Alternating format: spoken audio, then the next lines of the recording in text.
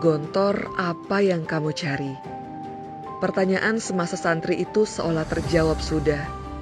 Gontor membekali kita dengan ilmu dan mental pengabdian. Dengan modal itulah, alumni tersebar di berbagai kiprah, menggeluti perannya masing-masing, mengabdi di dalam masyarakat.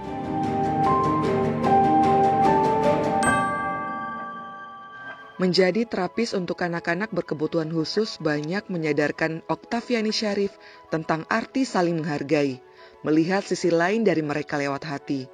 Anak-anak autis, speech delay, mereka semua sama-sama istimewa. Tugasnya membantu menemukan nilai itu, nilai-nilai yang tak terbaca jika tak maksimal dia buka. Karena ia yakin tidak ada penciptaan Allah di muka bumi ini yang sia-sia. Adonan keras, adonan gagal, tidak mengembang, tak lantas membuat Heni Cahyaningsih menyerah. Mencoba berulang resep brownies yang ia olah.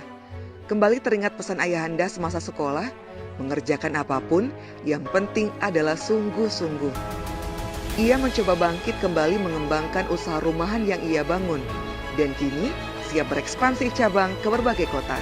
Kata siapa, alumni Gontor nggak bisa masak. Lalu, kata siapa juga alumni Gontor tidak punya skill masuk ke lahan pertanian. Walau pekerjaan sebagai petani salak banyak dipandang sebelah mata, walau tengkulak kadang tidak adil mengatur harga panen, dan pemerintah seolah ikut menekan dengan membatasi pembelian pupuk. Eka Wayuni tetap percaya diri mengatur kebutuhan di ladang agar tetap berjalan efisien. Ia terbiasa untuk bertahan dari keterbatasan keadaan. Semangat ini yang ia dapatkan semasa sekolah, belajar bertumbuh dimanapun, dan dalam situasi sempit sekalipun. Cerita menjadi seorang ibu strong lainnya datang dari interpreter yang bernama Raisa Syahrestani. Kemampuan berbahasa di Gontor menjadi modal untuk meneruskan kecintaannya dalam ilmu bahasa, melanjutkan studi ke Rusia, dan sekarang disibukkan menjadi penerjemah bahasa Rusia. Bukan hanya sekedar tenggelam dalam tulisan, tapi juga dituntut untuk paham tentang termin helikopter, truk angkut militer, sampai naik helikopter PBB untuk menemani tentara latihan. Gontor seolah memberi spirit untuk menjelajahi dunia dari berbagai sisinya. Keberanian, jiwa keikhlasan, dan kesungguhan dalam mengeluarkan potensi di tengah masyarakat juga datang dari kisah insinyur muda Mirna Gaib Insani.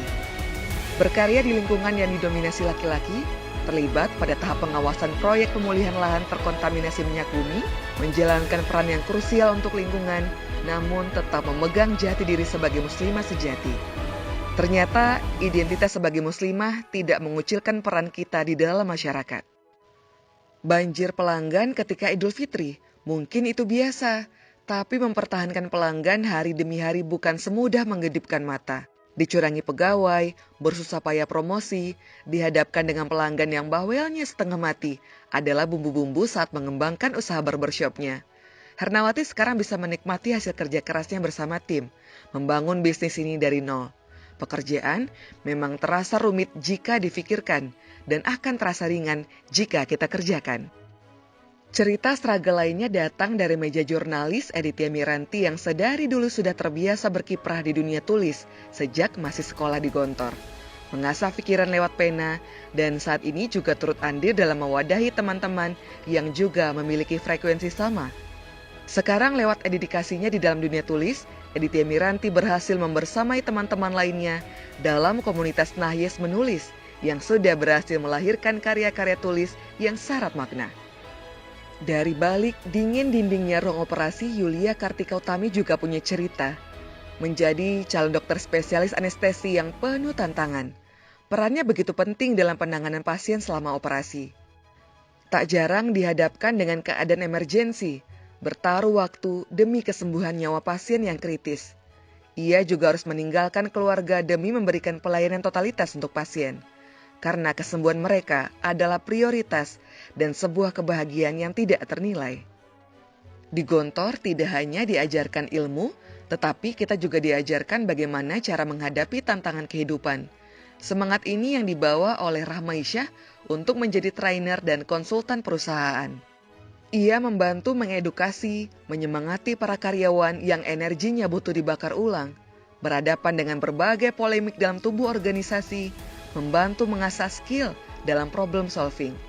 Seperti pesan Bapak Kiai, kita harus terus bergerak dan menggerakkan, berjuang dan memperjuangkan, hidup dan menghidupkan yang lainnya.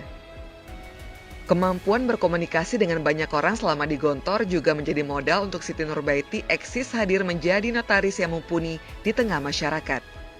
Mengurusi akta autentik yang dibutuhkan banyak pihak dalam menjaga identitas mereka. Jujur, berkomitmen tinggi, berwawasan luas menjadi fondasinya dalam berurusan dengan birokrasi di lapangan. Ia juga sering terbentur dengan lambannya prosedur pengurusan data dengan klien. Tapi ia juga meyakini apapun pilihan kita pasti memiliki resiko pekerjaannya sendiri. Dan ada banyak sekali warna-warni kiprah alumni Nahyes yang sukses mengabdi di tengah masyarakat. Menjadi guru, pendidik di berbagai tingkat, pembina pramuka, ibu rumah tangga yang sibuknya luar biasa. Dunia perdagangan juga bidang yang banyak sekali digeluti. Menjadi seniman, apoteker, makeup artist, psikolog, dan staf di berbagai redaksi.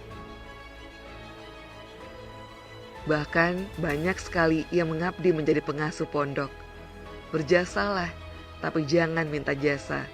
Pesan ayahanda ini, ia memantik semangat alumni untuk terus bergerak dan tetap menjadi navigasi sebagai istri serta ibu di dalam keluarga.